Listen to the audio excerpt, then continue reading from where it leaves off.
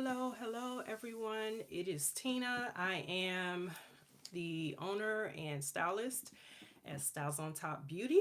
I am a licensed cosmetologist. I am a certified trichologist. I am also a licensed cosmetology educator. And today I wanted to talk to you a little bit about why is it important to have a hairstylist. First off, um, some people may ask, is it important to have a hairstylist? Because in this day and age where we have YouTube University, where we are currently, there's a lot of information, there's a lot of tutorials, there are a lot of resources, not just on YouTube, but on, all the social media platforms. You have access to lots of knowledge. And so, as the years have progressed and we have more technology, it's become more evident than ever that some people are trying new things because they don't have a choice. Maybe they're not in a location where they have access to a stylist and they have to really rely on themselves to get themselves through and take care of all of their beauty needs. You have people who have chosen to ditch the salon and, by choice, and they have to do what they feel is necessary in order to take care of their needs, their beauty needs, their, what have you, the whole spectrum. So my question is there still a need or a demand for stylists? Because I don't know how the market is now, but I know that there is always been an influx of hairstylists. Most hairstylists they have their specialty, and so everyone does not do everything, and so it's important to know like what a person. So I always say this in a consultation with clients. I always say, listen, when you go to the consultation, it's not only for the stylist to ask you questions, it's for you also to ask your stylist questions. So if there is anything that you need to know, if you don't know what you need to know, that stylist sharing their information about what their specialties are, what they're good at, what their experience is, how long they've been licensed, how long they've been practicing, all that stuff is important. And I always encourage my clients to ask questions of your hairstylist, because when your hairstylist, if the person is truly in the business to try to help you, they're going to be transparent, they're going to be open, they're going to share, they're going to, they're not going to have a problem with being transparent about what they're good at and what they're not good at. So we are the professionals, the stylists are the professionals, you are the clients. You are relying on the stylist to be on the up and up. You're relying on the stylist to be upfront and truthful about what their specialties are. And so you have just as much right to ask questions as they're asking questions to try to get a sense of who you are, your personality, your lifestyle, what your needs are, what your preferences are, so that they can better serve you. And your role as the client or the potential client is to ask questions of the stylist to see what what their record is like, as far as, not, I wouldn't say record, what their area of expertise. So it's your job to ask those questions before you sit in the chair and allow someone to, treat your hair or your scalp, because I don't think a lot of people consider how important it is to have a healthy scalp, and what an impact if you sit in the wrong, if you sit in the chair of someone who is not as knowledgeable or has experience, or especially when it comes to chemical treatments or anything dealing with chemicals like color or relaxers or, straightening treatments. You want to make sure that that person is a good fit for you.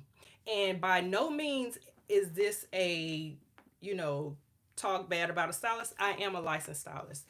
I am not currently in a salon, but I have been licensed for, this year will be 27 years I've been licensed as a cosmetologist. And so I love the profession. When I see younger people coming into the profession, it is very encouraging because people want to continue this, doing this and helping people because cosmetologists, we are in the service industry. We are trying to help people. We do want people to feel good about themselves. We do want people to be, confident and all those things. And so I always felt like there was a miscommunication between client and stylist because a lot of times stylists are, they're doing everything. They're an entrepreneur. They're running the business. They're doing the marketing. They're doing everything for their business. And so sometimes when you come in for your appointment, the only thing they do have time to do is just get your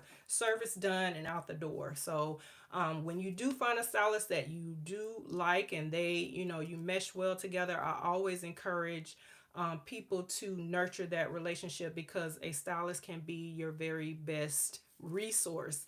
And so in my description, I talked about a stylist being just as important, being an important professional in your life, just like your doctor or your dentist. I know years ago, I don't know how it is now, but I know a few years back, people would change stylists often, like chair hop. And I know a lot of young ladies still do that. But if you have a stylist that cares about you, who is, on time, they're courteous, they're professional, they're able to do the styles that you want. Now, not to perfection. I know some people, like, if you don't get everything just right, they won't come back. But if your stylist, for the most part, is able to meet your needs and like I said, they're respectful of your time and they don't try to overcharge you, things like that. Like I always suggest that people find a regular stylist, someone who knows them and someone who they trust, and nurture that relationship and be respectful of that relationship because a stylist can be your best friend. And the reason why I say that is because in this time, in this is so many things, but the main thing is that at some point, as women, our hair is going to change. It's going to change, and it may not change for the better. It may, you may see some thinning. You may have stress in your life, and then your hair. All of that stuff affects your hair. It's gonna change texture. It may break off. It may shed. It may, it's a multitude of things that can happen. And who is going to be the best person to help you? It's your stylist because honestly, as women, we do so much. And sometimes we don't notice when our hair has changed. You might get your hair done on on one week, and then the next week you're not able to, your hair just don't, it doesn't lay the same, it doesn't look the same. It's just, you're having issues, but you're like, well, is it me, is it something I did, or is it a product I'm using? When you have a regular stylist, that stylist is going to say, okay, what's going on? Because you came, got your hair done, and usually your hair doesn't feel like this, it looks kind of dry, what's going on? And so they can ask you probing questions, and if it's an issue, they can work with you. You can work together, and they can try, whatever treatments, whatever, to try to get you back on track. Well, when you don't have a regular stylist, you're really depending on your own knowledge, and unless you are a licensed cosmetologist, you're not going to know what to do if your hair is all of a sudden breaking. You're not going to think to go back through and say, wow, I was under a lot of stress, or, I had that style that, I did it myself. I pulled my hair in a ponytail. You're not going to know that you pulled your hair too tight and now your hair is breaking. You may not be able to see in the top of your head and see that your hair is thinning. There's so many things, and then you could use some product, maybe something you found on YouTube or that someone is using, and you may be allergic to it, and you don't know what's causing me to have so much dandruff or a dry scalp or things like that, and you just don't have the knowledge to be able to determine what could be, or have like a process of elimination. And that's why a stylist client relationship is important.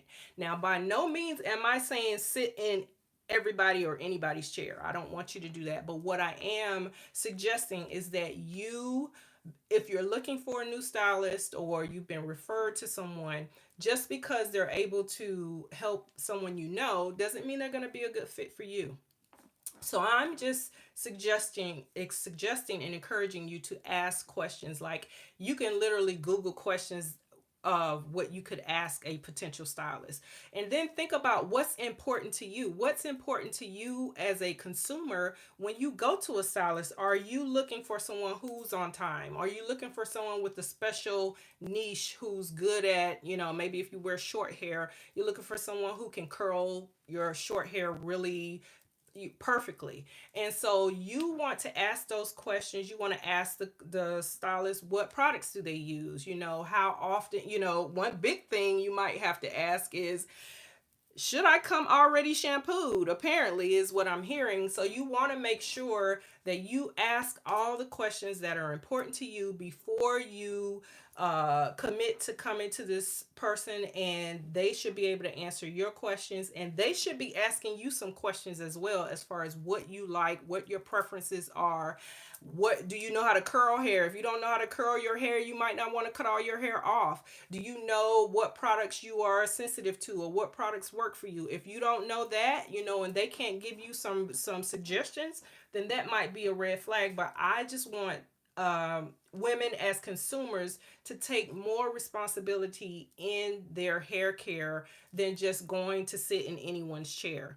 I mean, you should know before you sit in that chair what's important to you, because we are famous for, my girlfriend got her hair done here, and so I'm going to go. Well, your hair could be different from your friend's hair, and it might respond to the products that the stylist uses differently than it responds to yours. And so it's important to know the things that are important to you, so that when you go to the stylist, you'll know what questions to ask. And so make sure there's clear communication. And I also find that sometimes I've had clients who have come in when I was in the salon who would say, she was doing something, and when she finished, I didn't really like it, but I just left. And then I got home and I shampooed it out. And I'm just asking, well, why didn't you mention or let the person know that you weren't satisfied with it, or that it didn't that wasn't what you expected, instead of just leaving? And then they'll also say, I left, I never went back. So as a stylist myself, I've been ghosted before, and I've always wondered, well, I wonder what happened. I never saw her again. Or all stylists have gone through that.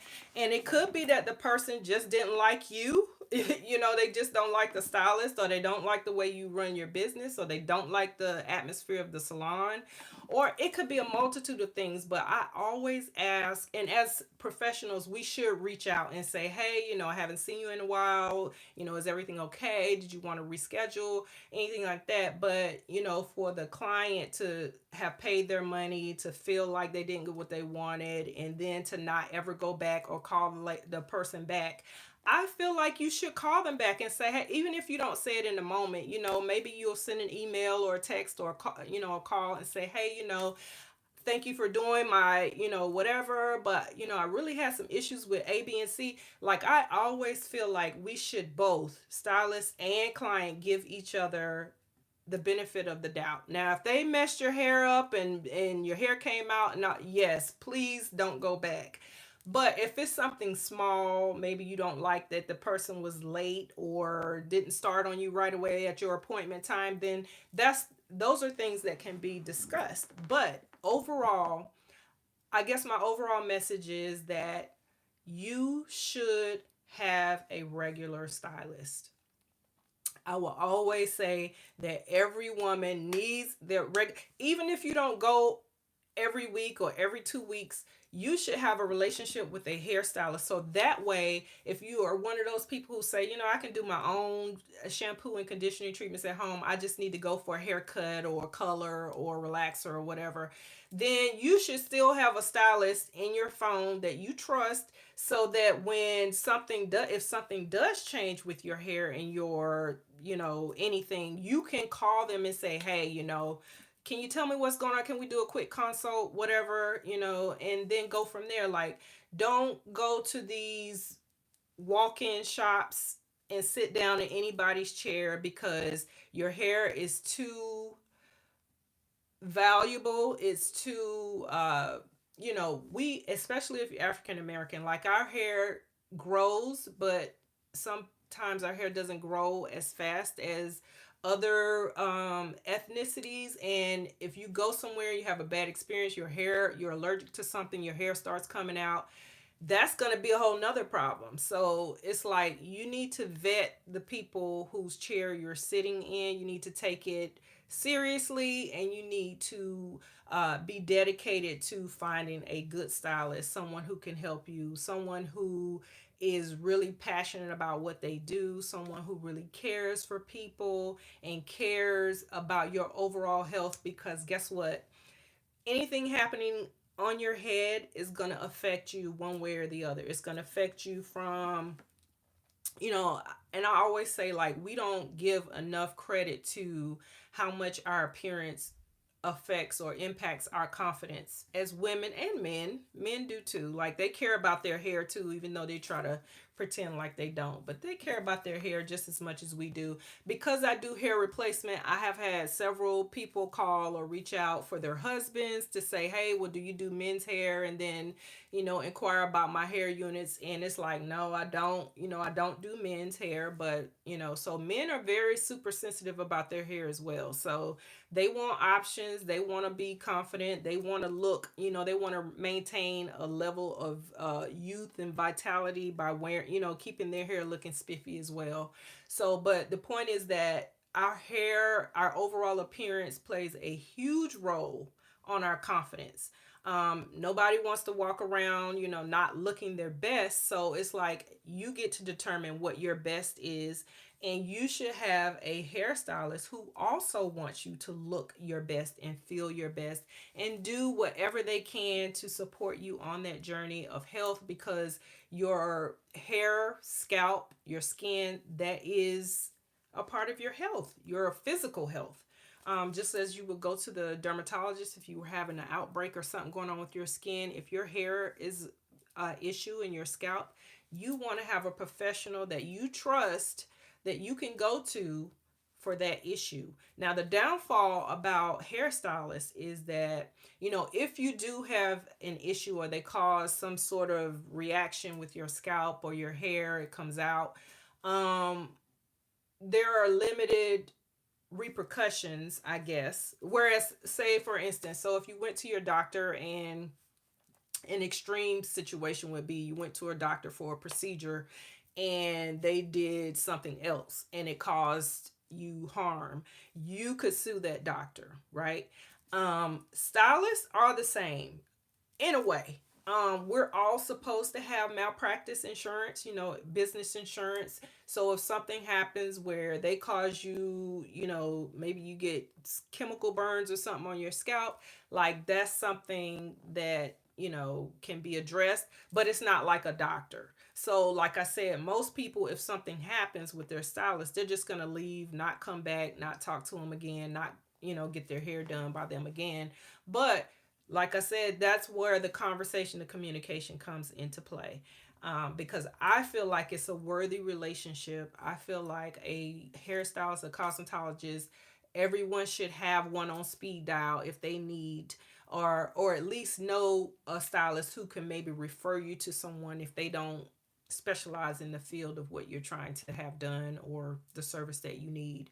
So I was just checking in to see, how does everybody feel about stylists? I hear a lot of people say, when I go on these social posts, and it might be something about somebody having a bad, maybe they overpaid for something or they had a bad experience. And I always see people in the comments say, that's why I go to YouTube University. That's why I do my own hair. And that's why, this, like, it's almost like, and I don't know the story, but I don't know if they had a one bad experience and they was like, I'm done, or if they just keep running into bad stylists and they just are scarred and they're just like, I'm not going back. But I would say look for a reputable stylist, and there are several things that need to be in check. I would say would be professionalism, timeliness, cleanliness. We want to be clean when you go to the salon. We want good communication, and that doesn't mean they're talking all the time. It just means that they're clear in what they can do, what they can offer you. And then I can't think of a fifth one. Can anybody think of something that's important to them? when looking for a stylist, anything that pops into mind. I haven't had a stylist in forever. And that's why I keep my hair short, because I don't want to have to go burden a stylist with trying to keep my hair done, because I can do it myself. But for people who don't are not very knowledgeable with hair and trouble finding products that work, and then don't you shouldn't be doing accident or something goes wrong, you want to have a stylist that you can go to make sure they nurture your hair back to health, your scalp, and everything like that. So, for those reasons, I feel like it is very, very important, because the rates of hair loss or alopecia are going up.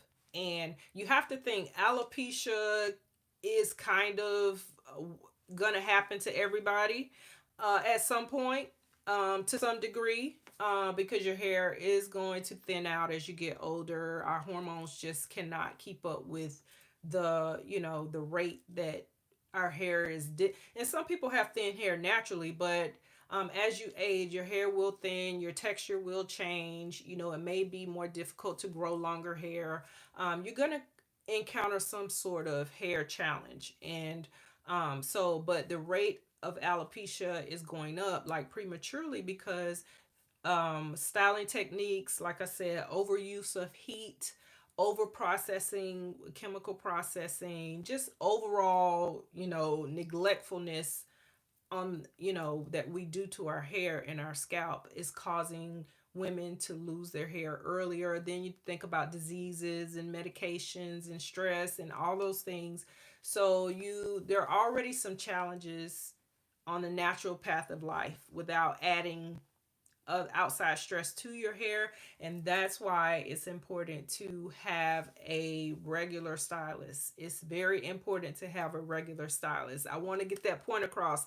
It's important to have a regular stylist, a licensed stylist, one that is a professional, one who can help you, one who can, understand what your needs are, what your desires are, what kind of goal you're trying to achieve with your hair.